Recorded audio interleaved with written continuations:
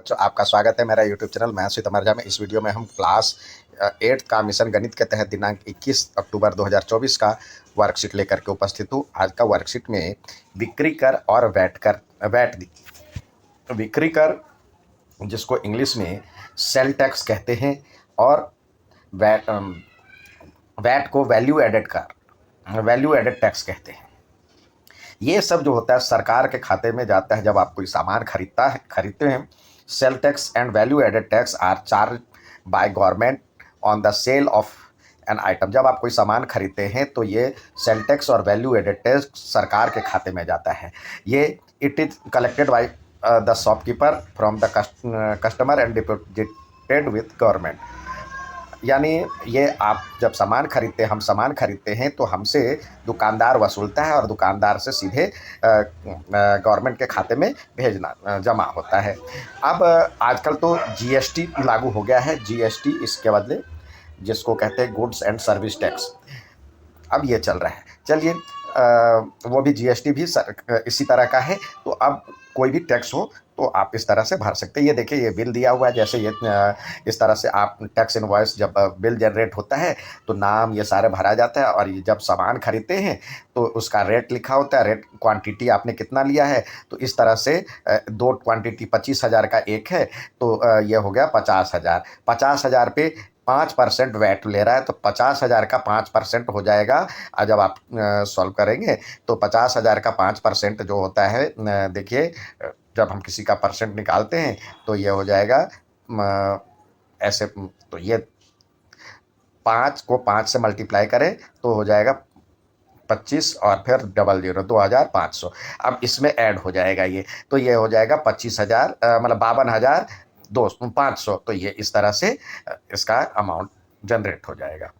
अब देखिए, जैसे ये दिया हुआ है, sale tax and VAT are always charge on selling price. हमेशा ये जो होता है वैल्यू एडेड टैक्स या सेल टैक्स जो लिया जाता है वो सदैव विक्रय मूल्य पर लिया जाता है। जो उस पर लिखा होता है वो मार्क प्राइस होता है, जिस पे आप खरीदते हैं बार्गेन करके। टैक्स कई बार डिस्काउंट देने के बाद जो आपका सेलिंग प्राइस बनता है उस पे जीएसटी लागू होता है। बिक्री कर जो होता है विक्रय मूल्य का X%, तो बिल राशि हो जाएगा विक्रय मूल्य और फिर विक्रय कर। या इसी तरह वैट जो होता है विक्रय मूल्य का X% लगाया जाता है। सेल टैक्स मतलब जो आप सेल कर रहे हैं मतलब आप जो खरीद रहे हैं तो आपके लिए तो हो गया कॉस्ट प्राइस, लेकिन जो दुकानदार बेचता है तो वो हो गया सेलिंग प्राइस। तो सेलिंग प्राइस का X%, तो बिल राशि में ये भी जुड़ जाता है, ये दोनों जुड़ जाता है वैट और ये।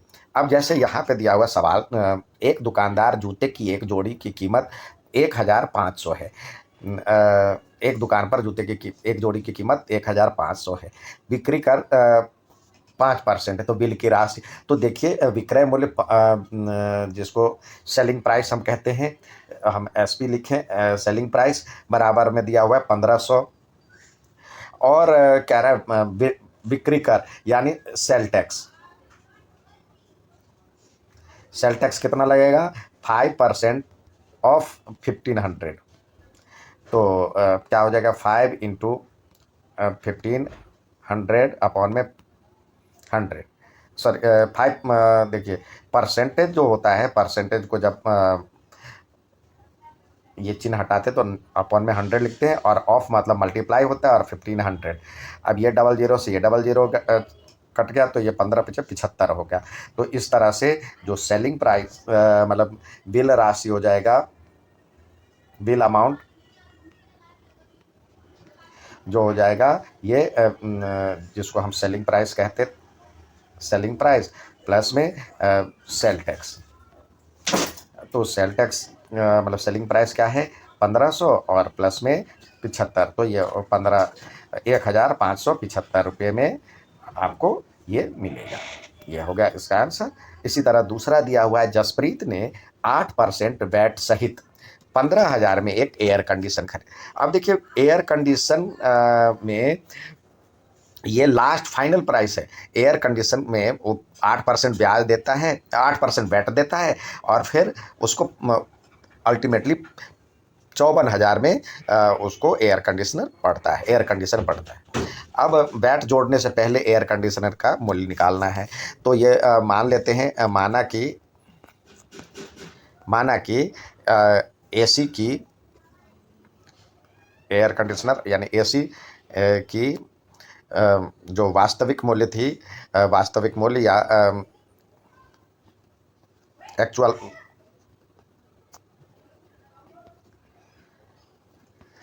100 रुपया है। अब वैट कितना है? वैट है 100 का 8%, तो यानी 100 गुने 8/100, तो ये आपका हो गया 8 रुपये। तो विक्रय मूल्य यानी वैट सहित एसी का विक्रय मूल्य कितना हो जाएगा? 100 प्लस 8 रुपये, यानी 108 रुपये। अब देखिए, जब यहाँ पे लिखिए, जब विक्रय मूल्य 108 रुपये था,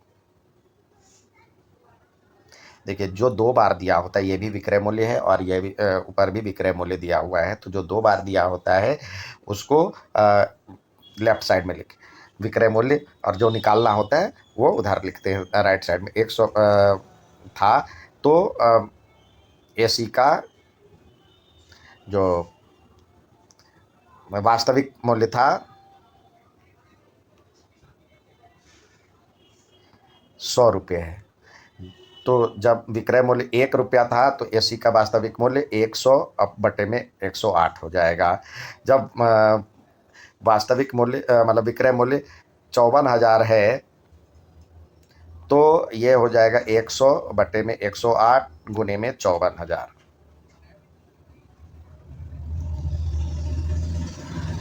अब देखिए 54 से डिवाइड करेंगे तो ये 1,000 बचेगा, और ये हो जाएगा 54 दूनी होता है 108, और ये करेंगे तो ये हो जाएगा 500। तो 500 पे 00 ये हो गया। तो ये लिखेंगे एसी का वास्तविक मूल्य 50,000 है। अब अगला सवाल दिया हुआ है, the price of a computer is 60,000, VAT charge 10%, find total bill amount. Total bill amount, तो कंप्यूटर का, ये कंप्यूटर है 60,000 में, तो प्राइस क्या है?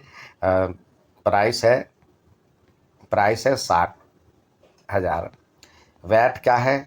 वैट है 10%, यानी 60,000 का 10%, तो 10/100 कर लीजिए। तो ये 2 जीरो से 2 जीरो चला गया, तो यानी 6,000 रुपये, ये रुपये। तो इस तरह से टोटल बिल अमाउंट क्या हो जाएगा? टोटल बिल अमाउंट, तो प्राइस प्लस में वैट, तो यानी 60,000 प्लस 6,000, तो यह हो जाएगा 66,000। यह था आज का वर्कशीट। इसके साथ ही हम क्वेश्चन ऑफ द डे लेकर के इसी में देखते हैं, उपस्थित हूँ। देखिए क्वेश्चन ऑफ द डे क्या है। ये कह रहा है, जो कि 21 अक्टूबर 2024 का क्वेश्चन ऑफ द डे, सुमन ने 8% बिक्री कर सहित 2,160 रुपये में जींस की एक जोड़ी खरीदी। बिक्री कर जोड़े जाने से पहले जींस की एक जोड़ी का मूल्य ज्ञात है। Suman purchase a pair of jeans 2,160 rupees including 8%। अब मान लेते हैं, माना कि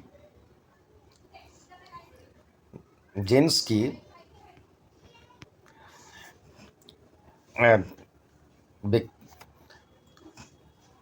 वास्तविक मूल्य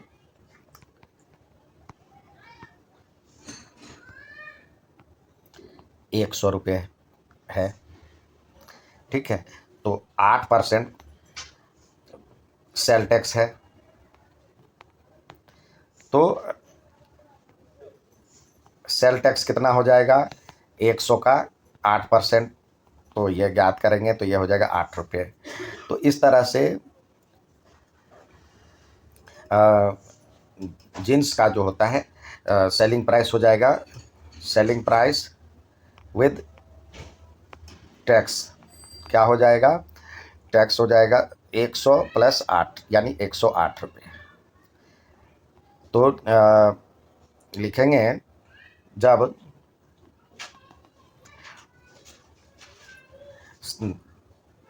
विक्रय मूल्य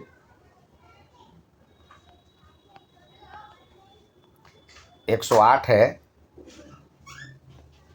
तब वास्तविक मूल्य क्या था,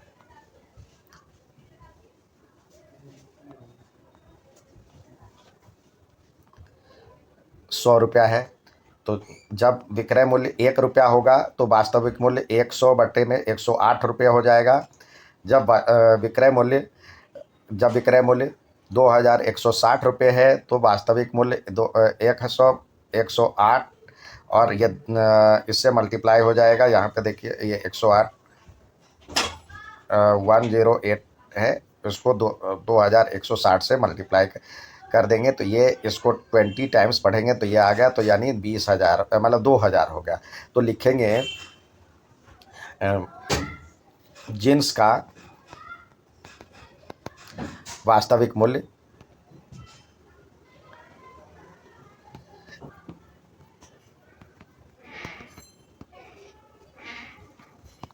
यह था आज का क्वेश्चन ऑफ द डे।